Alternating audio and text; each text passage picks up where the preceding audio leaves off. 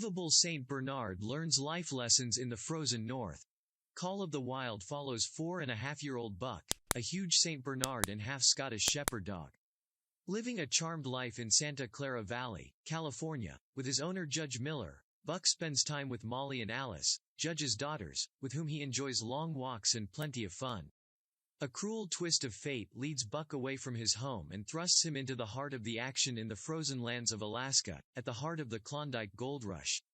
Forced to work grueling, long hours and often beaten by master after master, Buck is forced to realize that life is far from charming.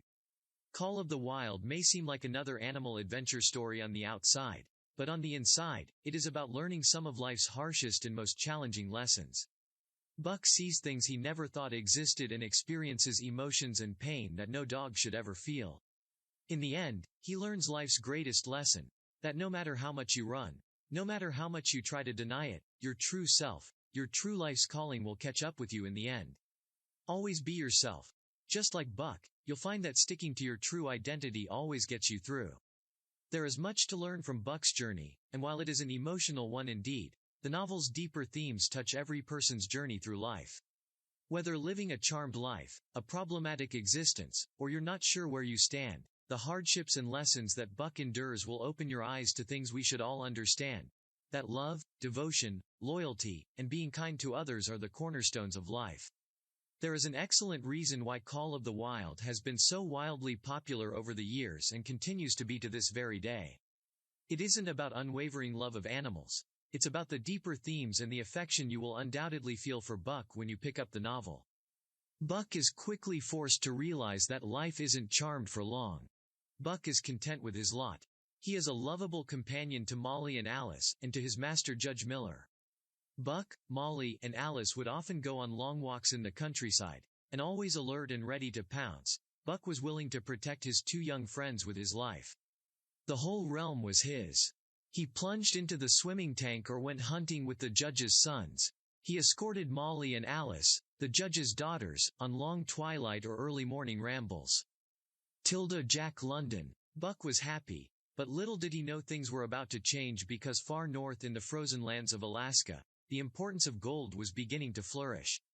Men from all over the country were leaving their lives behind and heading north, hoping to find gold and never have to work again. Judge Miller wasn't one of those men. Happy to be living at home with his two girls and his faithful dog, Miller had no intention of going anywhere. However, Manuel, one of his servants, had other ideas. Racked with gambling debt, Manuel steals Buck under cover of darkness and sells him to a group of criminals who supply gold traders in the north with dogs. Because of Buck's size and his undeniable strength, he was a true asset to any trader, and it didn't take long before he was on his way to the frozen lands of the north to be part of the famous Klondike Gold Rush. Sometimes in life, we must follow the rules just to get through. But that doesn't mean you can't start to make a plan for the future. Sold to a new master and forced to drag tortuously heavy sleds through the frozen snow, Buck quickly realizes that home is very far away, and he must obey to survive. His first master, the man in the red sweater, beats Buck and mistreats him, and every escape attempt is foiled. Did you know? Call of the Wild has been translated into more than 30 languages. Buck begins to learn harsh lessons as the truth inside starts to awaken. Beaten and forced to work grueling hours, Buck starts to learn the harshness of the situation he has found himself in. With little food or water, he is pushed to his limits, dragging sleds and learning to work as part of a team of dogs. He burrows holes into the snow to sleep, although he rarely manages to get more than an hour or two. Buck lives in a constant state of hunger, and these extreme circumstances force him into survival mode. He starts to rely on his intelligence, gut feelings, and instincts to know when to comply, when to try something new, and how to get by. Despite all of this, Buck notices that his instincts are far more carnal and deep-rooted than he ever imagined. He experiences a pull so strong it's almost irresistible, and he quickly learns that he needs to be on high alert at all times to stay alive. Always ready to pounce, always prepared to fight and jump onto the offensive, Buck leaves behind his former charmed life and happy sentiments and starts to take on an altogether more adjusted and somewhat darker mind frame. He learns to adapt. Living in constant pain and never trusting anyone, Buck realizes that his size is an asset and the other dogs in the pack fear him. However, he quickly befriends Curly, a large but friendly Newfoundland. It is through Curly that Buck remembers who he is. Good friends help ground us and pull us back to who we really are. Who are your closest, genuine friends? Forced to fight the alpha, Buck becomes the dominant male in the pack. It is through Curly that Buck learns his first lesson of loss. The alpha dog in the pack, Spitz, cruelly kills Curly and rekindles Buck's desire for blood. Due to his extreme hunger and the pull toward instincts he is constantly trying to push back down, Buck finds that the power takes over when his masters force him to fight Spitz. Far larger in stature and fueled by his hunger, Buck kills Spitz, and because of his efforts, earns the rest of the pack's respect. He becomes leader and alpha while also winning the admiration of his current masters Francois and Perrault. During this period, Buck's masters are somewhat kinder than the others he has experienced. But this doesn't last long as Francois and Perrault are called away on business, and Buck is, again, sold. His new owner, a half-Scotsman, is fair and relatively kind but forces Buck to work extremely hard and pushes him into more than adverse conditions. Buck is exhausted, mentally tortured, and loses an extreme amount of weight. During this time, Buck also loses some other pack members due to the harsh living conditions. Buck survives due to his natural strength and survival instincts that he is learning to heed more and more. Your gut, or your intuition, will always guide you through difficult times in life. Practice listening to yours. Buck meets a man who wins his devotion and, ultimately, his heart.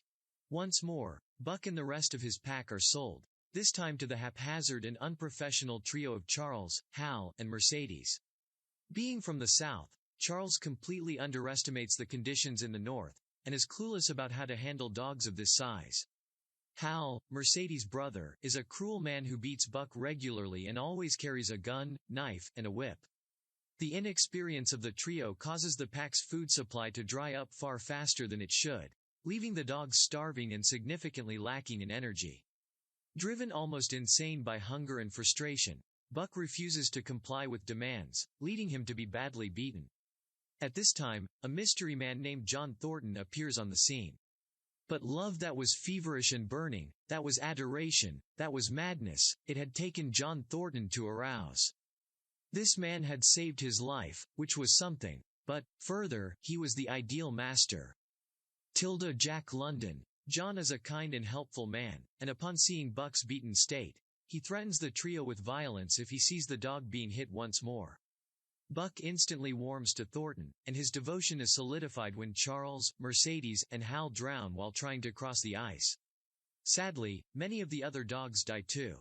Thornton suffers the effects of frostbite, but while trying to recuperate, he also tends to Buck and nurses him back to health. Buck feels the impact of kindness and love, and as a result, he devotes his time and attention to protecting Thornton and remaining by his side. This loyalty is tested, yet Buck never wavers.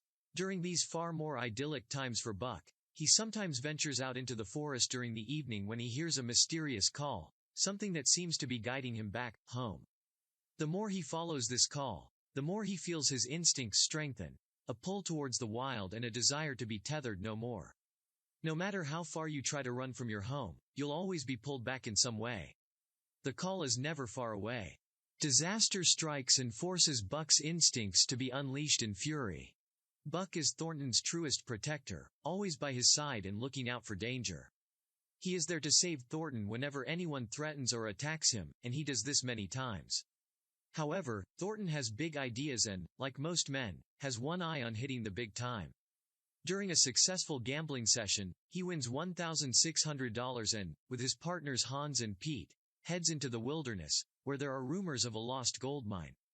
This gives Buck even more opportunities to wander into the trees when the men are resting, where he finds a pack of wild wolves. The calling he has been feeling comes back even more strongly when he is with the wolves, and he often spends time running with them. He heads back to camp one particular day after spending time with the wolves, and disaster has struck. Thornton and his partners have been killed by a fierce tribe of Indians called the Yeehaw. Blinded by fury and rage, Buck attacks the Yeehaws and kills many of their tribe, driving the rest far away. The remaining Yeehaws vow never to return to that spot, considering it a demonic place. Having lost his master and devoted leader, Buck finally gives in to the calling and heads into the wilderness for the last time, where he joins forces with the wolves. He becomes the leader of a new pack of wild dogs running in the area, extending across the entire northern regions. Buck howls the song of the pack, a calling that reaches out to every hound in the area, telling them to listen to their calling.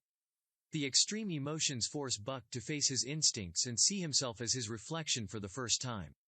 It is a freeing feeling and one he no longer resists. Plagued by the grief of losing his master, Buck vows to listen to his true self for the rest of his days and dedicates his time to the wilderness, never to be forced to drag sleighs or heavyweights across impacted ice and snow ever again. You cannot live your life freely without being true to who you are. Conclusion. Call of the Wild has several lessons to learn, but it is also a very emotional and deep tale that connects with the reader on a far greater level than most novels. Perhaps telling the story through an animal's eyes is the most significant difference and works exceptionally well. Call of the Wild isn't just a story. It's not a tale of a dog done well. It's an emotional journey that teaches us to listen to our instincts and be our true selves every single day. Buck could never run from who he was. He simply veered from disaster to disaster, no matter how hard he tried to steer the reins in a different direction. He connected emotionally with several characters in the book, from his original owner, the judge, and his daughters, to Old Faithful Curly, who succumbed to the fierce Spitz, leading to an epic battle that proved to be the turning point of the book. When Buck kills Spitz, he opens Pandora's box of ability. He learns that he can be both fierce and devoted, and protecting those he loves is worth fighting for and worth killing for. He understands that coming into his power gives him inner strength and confidence. Call of the Wild doesn't only teach us to embrace our true selves.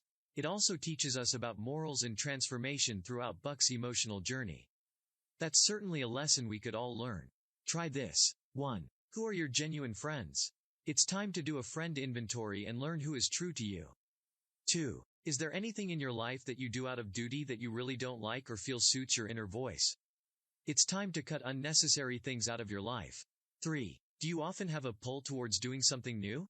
Spend time researching new routes to explore.